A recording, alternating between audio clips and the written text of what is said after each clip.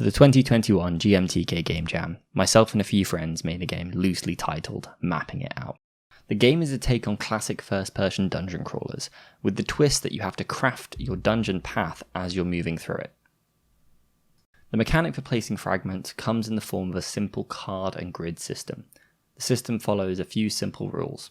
There's no overlapping tiles, fragments must be placed next to existing fragments, and fragments must not go outside the grid boundaries.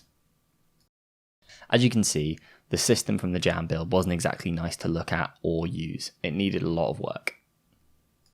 Thankfully, the system wasn't built too badly. I dabbled with card systems in the past and found that Unity's built-in eye pointer interfaces were quite good for this drag and drop style UI. Using the interface makes it simple enough to pick up, drag a card around, and apply a few custom-made physics effects to make it look like it's moving. We then simply hide the card when it's over the grid and show the placement piece instead. To look for some inspiration for improving this card system, I took a look at some games that I haven't played too much of but thought had a great feel for cards. I added the fan effect to the cards by adding an animation curve that I could define to the exact shape that I wanted, and then I added a small amount of rotation to the cards, increasing as you moved out from the centre to make them look like they were fanning properly. Using the eye pointer interfaces again, I added it so that when you hover over the cards they would display larger, making it clearer to read what was on the card if we were to add details later. At this point the card still looked pretty trash, and so I thought it was time I made a slightly better one using Sprite.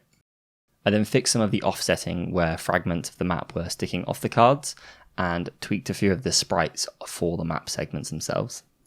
Finally, I thought that the placement screen itself seemed a little out of place and it was quite busy having all the rest of the UI around, so I added in a simple enough map that was just a placeholder for now, but hopefully it made the screen a little less busy.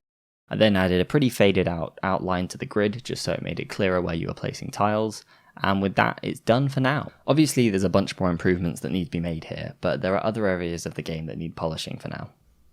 I hope you've enjoyed watching the video. Let me know if there's anything in particular about this game you want to check out, and thanks for watching. See you guys next time.